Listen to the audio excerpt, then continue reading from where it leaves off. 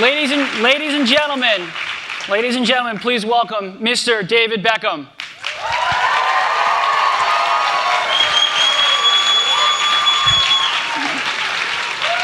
Nice to see you, sir. How are you? Wave. Hey, morning. Have a seat. Welcome to Google. So let's kick off. No pun intended. With a little soccer, or for our international friends, football. You know, David, you really have had a global soccer career. I mean, you joined Manchester United at the young age of 17. You won 9 major trophies in 11 years there. Very impressive.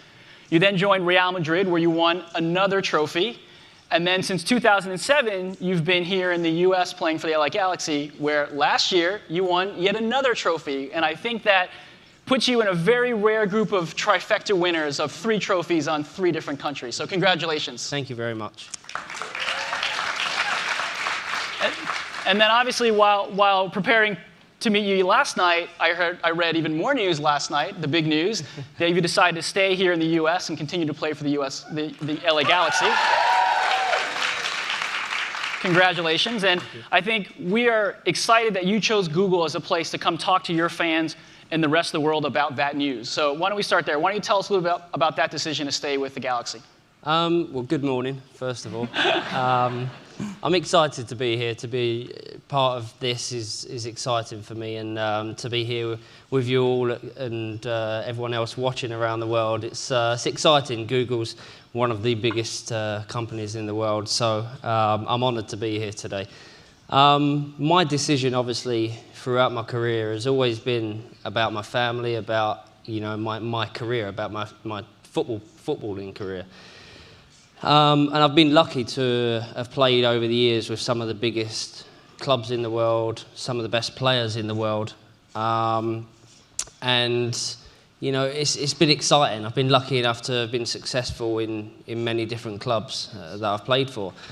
And professionally coming to the US was something that I was excited about. It was a challenge. It was a new challenge. I'd played in Europe. I'd won everything that I possibly could in Europe. And I wanted a new challenge. So, when you conquer Europe, it's definitely the next.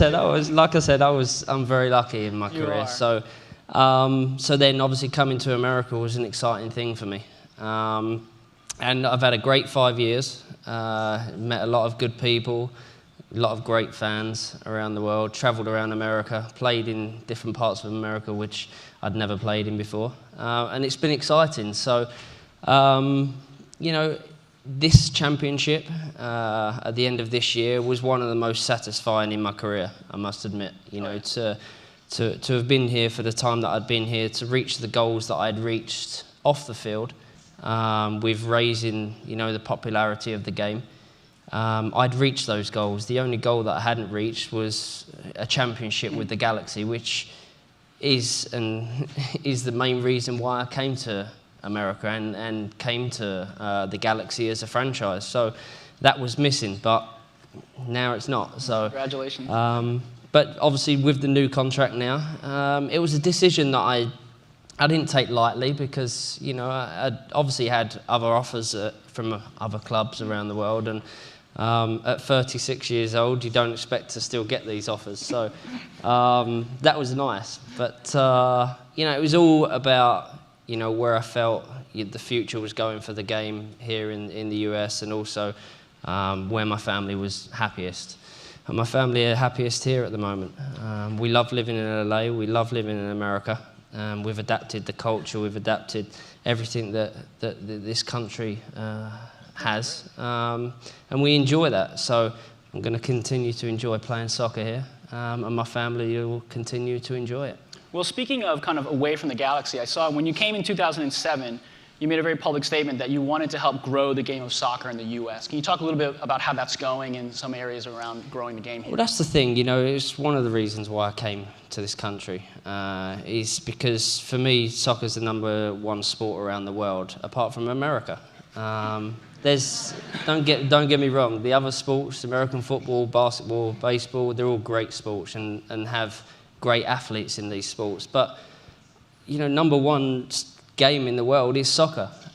So I want to get soccer to a different level in this country, and I think that we've done that in the last I've felt it change in the last couple of years, and that's why I didn't want to walk away from it, because I've felt the change, and to walk away at this point would be disappointing, because I've been part of that growth, and I want to continue to be part of that growth. So, you know, it's an exciting time, you know, and it's great for the family as well, you know, great for the family to be here. Well, speaking of the family, I think we've all read how important family is to you. So, you know, what role did Victoria and the kids have in the decision, in making this decision? I mean, they have the final answer, as simple as that. That sounded wrong, but no, obviously, you know, when you're married, when you have children, you know, your priorities totally change. You know, 10 years ago when I was playing at Manchester United at Real Madrid, you know, obviously we were married, but it was a lot easier for us to make decisions based on our careers. Whereas we've got 3 amazing boys now and a little girl that we have to look after, and it's all about them. So our priorities are about our children. But you know, like I said in the question before, the growth of the game is growing, and you know, to see when I first arrived there be 12 teams in the league. Now there's 19. There's stadiums being built around America solely for soccer, which is a big thing. New, yeah. You know, and that's the exciting part of why, and one of the reasons why I wanted to stay. Yeah, well, I think the impact of your presence on the game has been very clear over the last 5 years. I think one of the other questions that I'm sure are on a lot of people's mind, you know, with this decision is, you know, really, why come to Google to tell the world and talk to your fans? Why not? Why not? It's so simple. Like I said, it's one of the biggest companies in the world, and it reaches so many millions of people, and I felt that, you know, it's something that you always see when you open your computer. We like that. and something that I was really excited about. So you know, like I said, I'm honoured to be here with everyone, and thanks for coming out, because there's a lot of you. Thank you.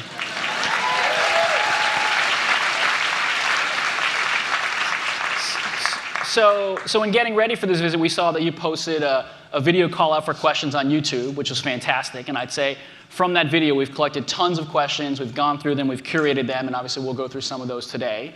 I think just also so you know, your Google following is also very strong. Obviously, you can see the people here in Charlie's. But in addition to this group, there are about 26 other offices from around the world kind of dialed in to watch this and ask you questions as well. And I think if it weren't so late in some of the other parts of the world, we'd have even more than that. So congratulations on building a following here at Google as well. Thank you. So let's dig into some of the questions right away. You know, we'll start with football.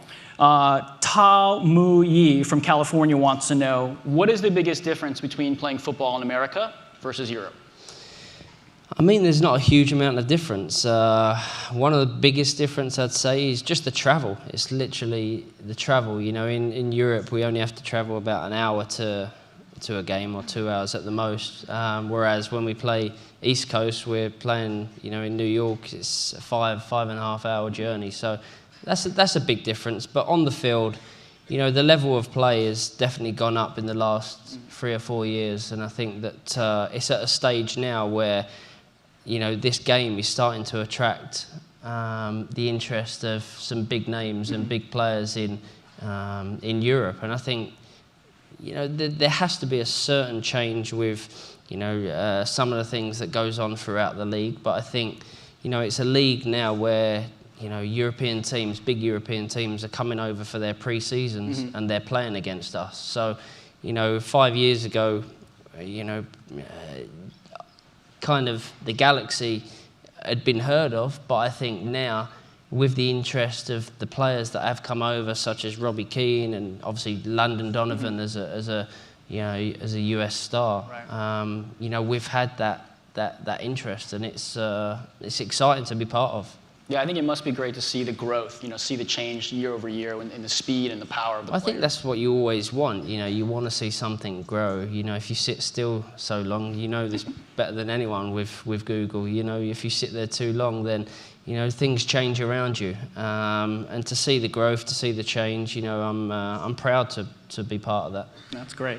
Another question, Mahim Zara asks, what is the first thing you do, think, or notice when you step onto the field initially? I think just the excitement. I'm still, I'm 36 years old, and every time I step on the field, I'm like a little kid. And I know once that changes, then that's when I'll feel I'll have to stop playing. But until that changes, I'm going to continue to play as long as possible, and as long as teams keep offering me new contracts. But it seems like that love of the game, that childhood joy of just playing the game is what drives you. I've always been driven, even at a young age. All I ever wanted to do was become a footballer, a soccer star.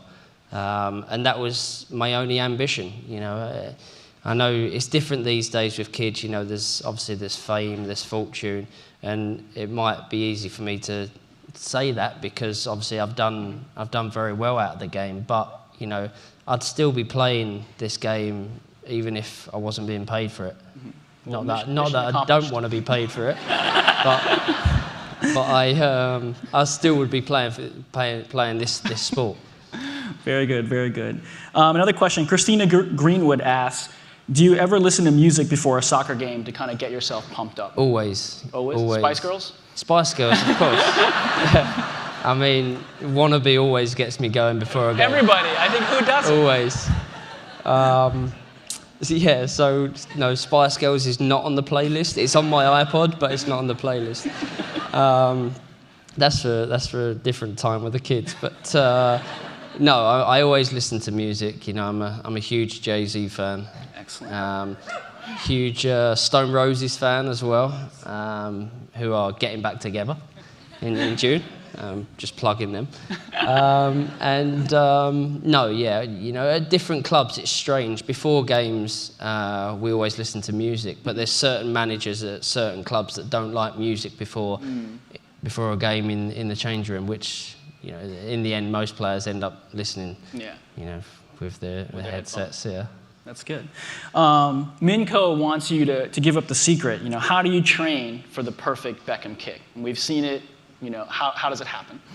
I mean, it just, people have asked me that over the years, how do I curl the ball, or how do I bend the ball, and it's something that just happened. It's not something that I thought, okay, I want to bend the ball better than anyone else, so I'm going to kick the ball in this certain way. I just worked on my striking of the ball. I just practiced every day. It's something that I've done from a very young age. Even after every training session, I'd take balls on my own and just curl and kick and try and find new ways of getting the ball in the net without anyone touching it. And I've been lucky enough to have done that over the years with the way I kick the ball. And I know that it's a unique style, and I know it's a unique style just because my back hurts a little bit more than it did when I was 15 years old. But no, it's something that I practice, of course. It's one thing I tell kids, and unless you practice, you're never going to, get better at something. Well, I think there's not a goalkeeper in the world who is not terrified when you line up for that free kick. So whatever you're doing, keep doing it. Try. And so we have a couple questions, live from London, actually, from our office in London, which we wanted to have your homeland people ask you. Why don't you go ahead? Hi, David. How you doing? My question is, who is more likely to win a World Cup in the future, England or the USA? Oh, my God. That's a terrible question to ask me while I'm sat here. I'm going to have to say England. I'm really sorry. I'm sorry. I've got a lot of respect for, the US players and the US team, and they've got some very talented players. But I believe at some point England are going to win a World Cup because we have got a lot of talented players in our country, and we're very passionate, and it's where the game began. So for me, definitely, I think England are going to win a World Cup at some point. America's just pacing themselves. The US a few years behind us, but a few years after. Exactly. JT? Hey, David, this is JT over in London. Morning. How's it going? Afternoon, evening. Morning. Well, yeah, evening kind of here. So I've seen you play a couple of times. One of them was a Tsunami charity game you played in Barcelona with loads of superstars, and I just wanted to know who was the greatest player you played with or against? Okay. Again, I've been lucky enough over the years to have played with some of the best players in the world. Obviously, being at Manchester United, being at Real Madrid, being at AC Milan. You know, these are three of the biggest clubs in the world. So obviously, there's some great players there. Being able to play with Eric Cantona, I think that was a great thing as a Manchester United player. Being able to play with a player Brian Robson, that was my hero and I wanted to emulate. But I think the best player I've ever played with is Zidane. He's a player with a lot of passion,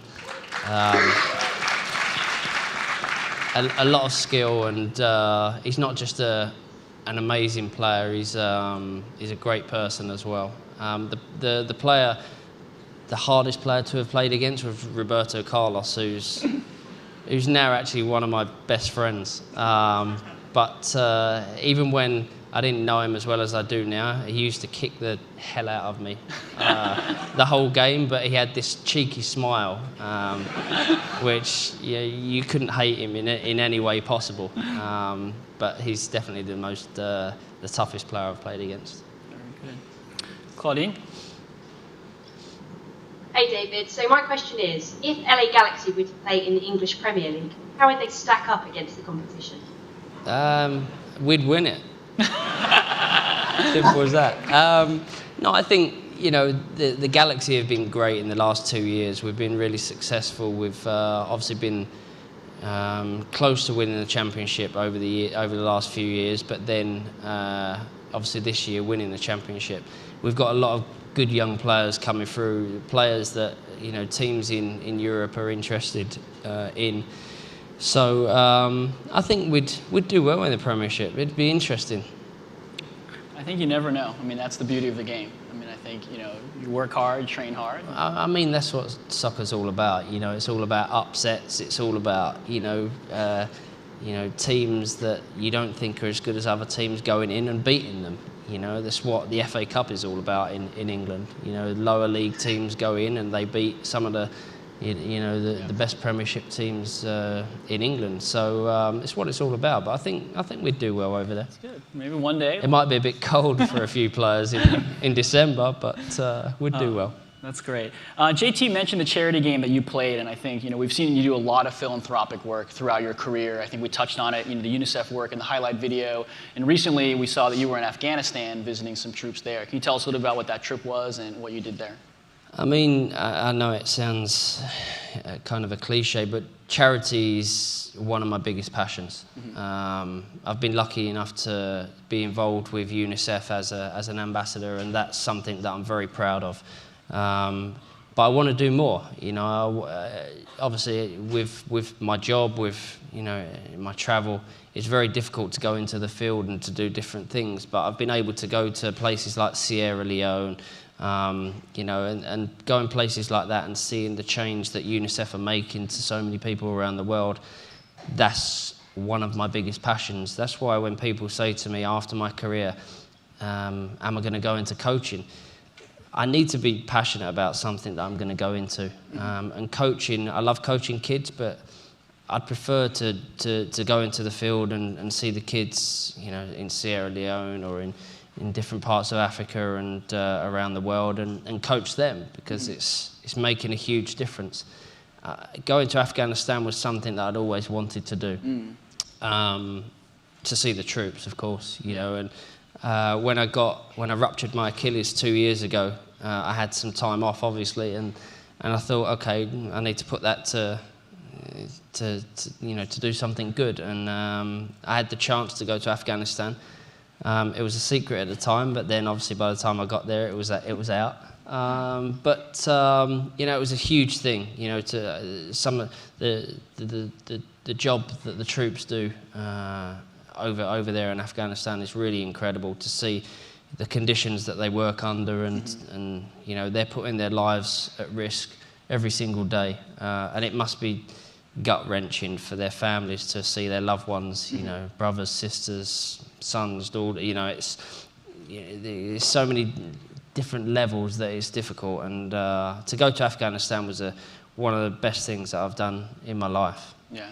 Well, I think it must be, I mean, with your work with UNICEF since 2005, I mean, it must be amazing to see, you know, you as an international football star, how the game can bring such, you know, joy or change people's lives, or just these kids all around the world. I mean, that's what's great about soccer. You know, I've said it so many times that when I was in Sierra Leone, you know, these kids are walking about with literally no clothes on. But you arrive, you put a soccer ball in front of them, they play like my kids play. Yeah. And that's what soccer can do for you, and do for kids and do for families. You know, for that 90 minutes, you know, you're driving along the street and, you know, like I said, there's kids with no clothes on and running around with no shoes on. And then you look over and then, you know, kids are watching Premiership games on the side of the street. You know, it can change people's lives. It can, you know, for that 90 minutes of a game, it takes them away from the life they've got every single day. And that is the power of soccer. It's the power of sports. It's something that, one of the reasons why I love being involved in sports. It is amazing. So moving on a little bit, as we look through all the questions that we got, you know, coming to you, I think, unsurprisingly, there were a lot of questions from people who are curious about your personal life. You know, I think when you marry a Spice Girl, I guess that happens. Yes, it does. But I think before we get to all of those, one of the more overarching questions that everyone had and everyone wants to know is, what was it like to be at the wedding of the decade, the royal wedding last April? I mean, what was it like to be there? I mean, we had to pinch ourselves when we got the invite, you know. Obviously, I've become friends with Prince William, and he's a great guy, and obviously and Harry as well. And I was brought up around the royal family, to love the royal family. My grandparents were big royalists, and so we was brought up to love the royal family. And I think when obviously Princess Di was around, you know, the love for her and for the royal family was incredible. And she was loved by millions and millions of people, not just in our country. And then obviously you watch the lives of William and Harry, and you see everything about them, and it's kind of like the Truman Show. You know, they're kind of growing and doing different things and being part of different charities and growing up from young boys to young men and to grown men. Mm-hmm. And it makes you proud to be English, to see that happen. You know, you watch their lives, you watch what they've been through, and then you watch them grow into the people they are today. And they're very special people. And, you know, the royal wedding was a huge thing for our country to have a celebration like that. It was very special, and it gave you know, our country a huge lift at the time, and it's continued to do that. But yeah, being at the royal wedding was incredible. Yeah, it was. Stories and my favorite parts. I mean, one of the best things about it for my wife, she was 8 months pregnant, and she was worried about where we was going to be sitting, as she needed to be as close to the restroom as possible. And our seat was perfect because we could see, obviously, William and Kate walk in, but then obviously Victoria she was like 5 steps away from the restroom, which was perfect. So it was an amazing day, and you know, we're proud to be part of that as an Englishman. That's great. Well, speaking of Victoria and being pregnant, Nur Ikisi has a question about Harper. The question is, has Harper spoken her first word yet? What was it? And if not, are there any playful competitions between you and Victoria to see if she'll say mommy or daddy first? I mean, I think naturally the first word is going to be mama. And she's close to it already. She's saying a few things, but you know, I've obviously got 3 amazing boys. And with boys, you know, I'm sure people that have children know, or people that have been around children know, with boys you can throw them up, and they drop and they get up and they just run around. And with boys it's like that. But, you know, it's obviously my first experience of having a little girl. And still, I'm changing a diaper and I'm thinking, I can't believe I've got a girl. So, you know, everything about her is feminine, you know, the way she moves, the way she eats, the way she smiles, the way she looks, you know, everything about her is feminine. And I know it sounds obvious, but it's an amazing thing having a little girl in the family now after having 3 boys. But the best thing about it is she's got 3 older brothers. Mm-hmm. Yes. Well, I have to say and a dad. I have to say she is an impeccable dresser from what I've seen. So her wardrobe is ridiculous already. So I'm glad I got a two-year contract.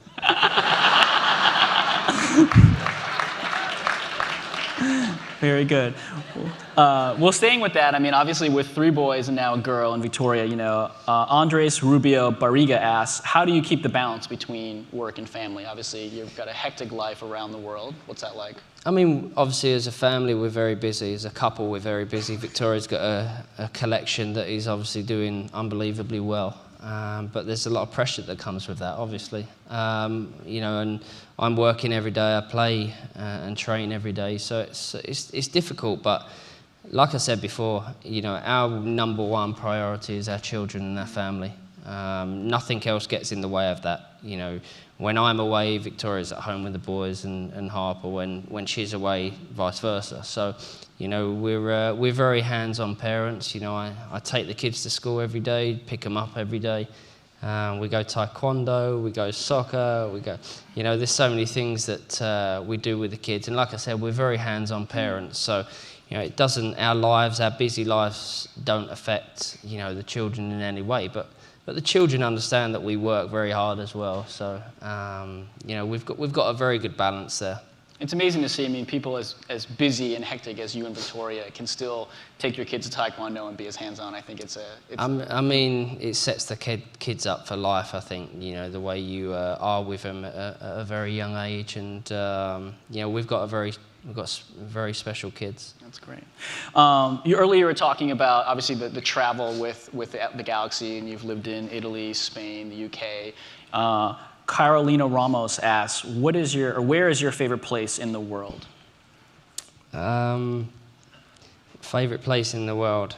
I would have to say, funnily enough, I love Paris as a city, funnily enough. And they was obviously one of the offers that I got to go and play there. So, but I love Paris as a city. It's very romantic. It's amazing culture. Amazing food and wine, but you know, I'm very proud to be English, and London. There's not many better place in the world than London. Ooh, very good. I'm sure our London Googlers will be very happy to hear that. I hope so. So while we're on the personal life topic stuff, I have to say I promised some fellow coworkers I would ask you this question. Okay. Please, you know, don't be embarrassed. But you know, I think a lot of people are interested. What's up with the new underwear campaign? I knew this was. You know, I mean, how big is it? I heard Super Bowl ad. I mean, how big is this thing gonna get? Another pun.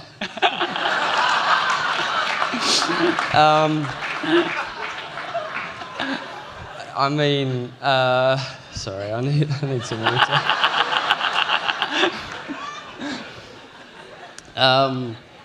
Obviously, I was part of Armani campaign for a couple of years, and that was a huge success. And then, you know, I was interested in doing something along the lines with my own range of underwear and bodywear. So I got together with a few people and part of my team, and we designed and made everything, and we had the product all ready to go. And then H&M came in and they said, look, we can make this better for you. Yeah. And they did. You know, they're taking it to 1,800 stores, 40 different countries, and it's something that I could have probably taken a few years, but you know, wouldn't have reached that level of you know, of distribution. So I'm very proud of it. Pictures are good, which I'm happy about. The product looks great. That's the most important, of Yeah. course. So that's exciting. You know, it's I'm launching it on February 1st. So it's going to be exciting. That's in London. So Super Bowl ad? No? Can you say? There's a Super Bowl ad, Oh. which is very exciting because you know the amount of people that watch the Super Bowl actually is going to see the advert. The worlds of football colliding. Which I just thought about. Very good, very good. A couple more questions on the personal side. Imtiaz Ijaz is wondering, are you considering starring in a film with Tom Cruise? I'd love to star in a film with Tom Cruise. Who wouldn't? I think you know, people have asked me over the years, especially when I first moved to LA. They was like, oh, he's obviously going over to, you know, become an actor, and I can't act. Simple as that. You know, it's something that I've never done. I've been involved with obviously adverts and different. You know, I was involved in a couple of movies that were about soccer, but you know, not major parts, not much talking involved. So that was great. But yeah, who knows? Something might happen in the future that someone comes up to me and says, you know, we want you to play this person, and you know, and maybe it will happen, but I don't think so. It's not something. It's not an ambition of mine. You heard it here first. Something might happen in the future. Maybe. Exactly. You know, never say never. Never say never. Because you guys are neighbors, right? You live. Yeah, we near? live 5 minutes away. 5 minutes away, so you know, no banter around, you know, the recycling bin. I mean, around there's food talk. there's banter, but not banter that I could say live on Google. Gotcha. Very good, very good. One more question on this. Dina Ko asks, are you feeling nervous about your first Google Plus Hangout? I'm not nervous. I'm excited. You know, being here today, I was excited. You know, I woke up at 6 o'clock this morning and give the kids breakfast just before I left, and I was excited about it. It's something that I was really looking forward to. So, not nervous. That's good. I think. Why should I be?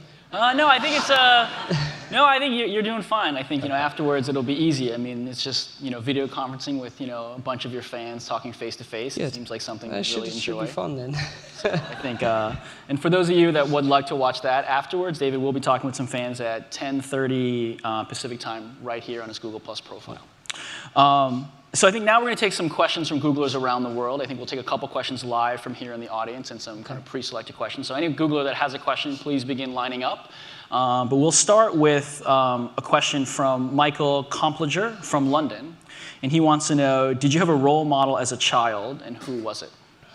I had a role model in football, in soccer, sorry, that was Brian Robson. He used to play for Manchester United. He was captain of Manchester United. He was captain of England.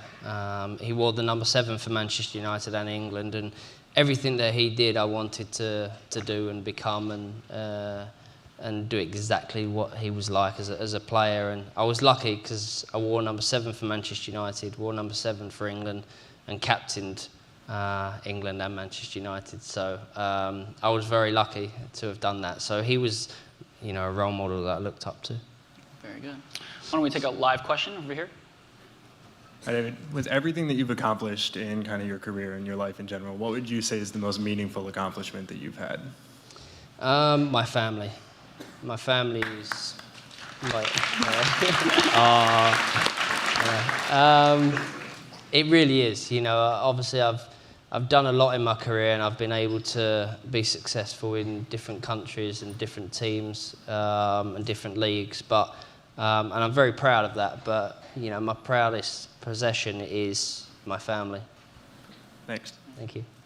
Can we take one on this side? Hi, David. Hey, morning.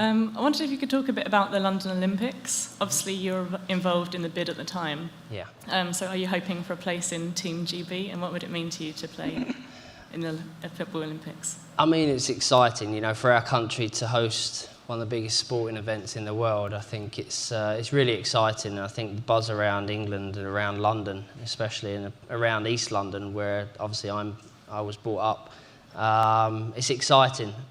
So yes, I would love to be part of Team GB. I've never been involved in the Olympics, and when you know, the team came to me and said, you know, we want you to be involved in the bid to get the Olympics to our country and to London. I wasn't skeptical, but I was kind of nervous because, you know, I'm not an athlete that has performed in the Olympics, so I was worried what I was going to bring to the table and what I was going to do to help bring it to our country. But you know, to be there and to be part of a successful bid to bring it to London, I was very proud of. It's one of the proudest moments that I've been involved in. You know, especially to be sat there one side and then the Paris side was sat the other side, and all the media actually had moved to in front of the Paris team.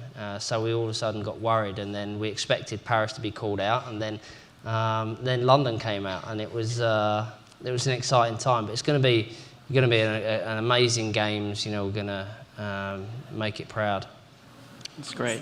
We have a question from Anuj Ganda from London, and going back to the proudest moment, you know, in your footballing career so far, what would be the proudest moment? Proudest moment in my footballing career, it'd have to be winning the treble for Manchester United. The year, you know, '99. You know, it was a great year. I got married, I had my first son, and we won the treble. So it was a big year. Let me take a question on this side. Hey, David. Since moving to California, what's the funniest misunderstanding you or Victoria have had because of your accent? I'm not sure we've had as a funnier one than as our children had the other day. We were sat there in the kitchen, well, in our first year, and Brooklyn was writing on a piece of paper or drawing or doing some sketching. And he said, "Daddy, I need some rubbers." and I started looking around, and I looked over, and we had a couple of friends there that are from the US, and they looked in shock. So I didn't understand it at the time, but he now calls them erasers anyway.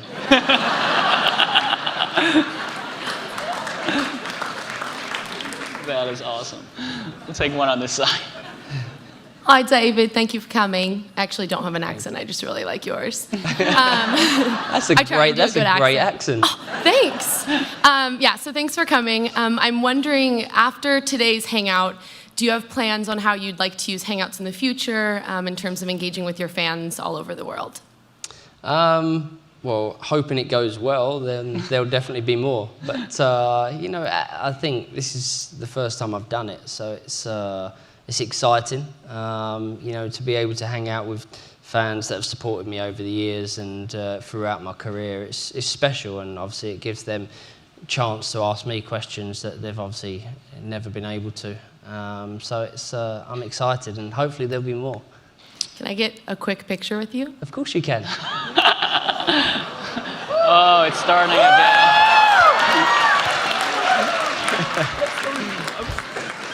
You look handsome, by the way. Thank you. You look very lovely. All right, ready? 1, 2, 3, cheese. There you go. There you go. Thank you. No problem. Nice to meet you. Thank you for coming. Thank you, David. Back to the questions.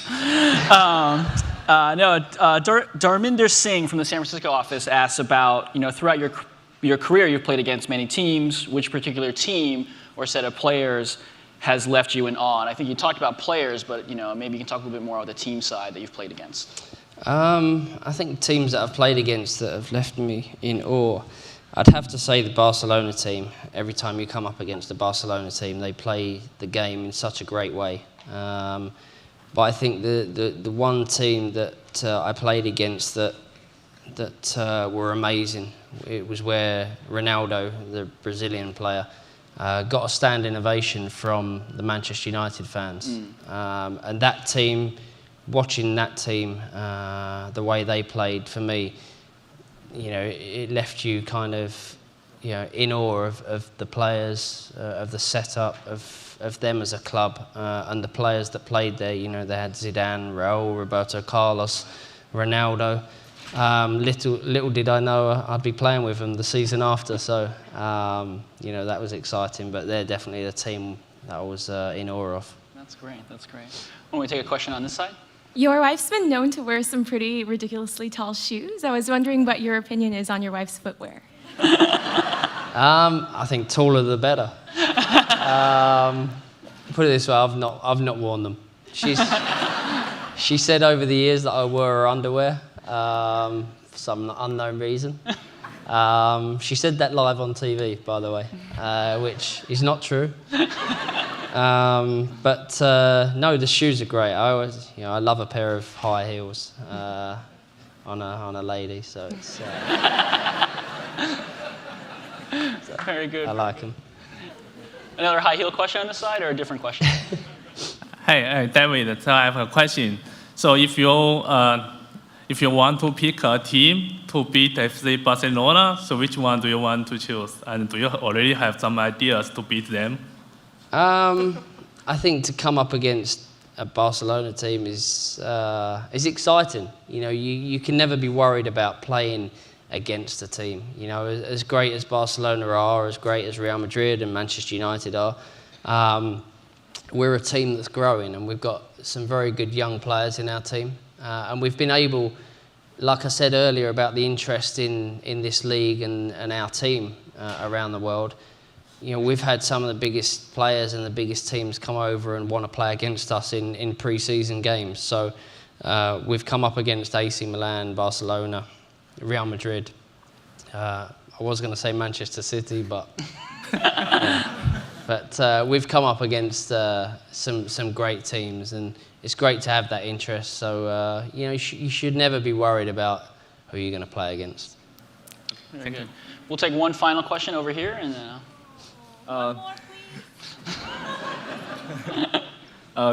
Thanks for coming, David. I know you've been around the league. You've been around, various different leagues. Where would you like to finish your soccer career at? Would you like to go back to Manchester United? Do you want to stay in America, or do you want to tackle a league that you've never been to? I mean, my next birthday in May I'll be 37. Still really so young. in soccer years, it's not so young. But in Beckham years, it's really young. In life, it's young, and I still feel young. So I'll continue to play the game as long as I can. I love it. Every single day I enjoy going to training. I enjoy playing in games. I enjoy being part of a team. And my contract's now for 2 years, so it'll take me up to almost 39, almost. And then we'll see. I think people expected me either to, move away from the Galaxy or retire at the end of this year. So I'm excited about these next couple of years. But we'll see what happens in the future. We do actually have a shirt for you. I'm not going to ask you to autograph it, but we do have a Google Beckham track jacket, which we would like to present to you. Thank you very much. Thank you very much. Thank you. Thank you. We definitely want to thank you for coming, and I think in addition to the track jacket, all the Googlers here in the audience, please know that there's a Google Plus David Beckham t-shirt for everyone here. It will be available in Benghazi in Building 43 from now until 11 a.m. I don't think David can sign all of them, so please be understanding around that, but please enjoy your free t-shirt. For those of you on the live stream, and for those of you that have more questions, please feel free to join David at 10:30 at a hangout on his Google Plus profile. Thank you very much, David. We really appreciate it. Thank you. It was fantastic. It was really appreciated. Thank you very much. Thank you.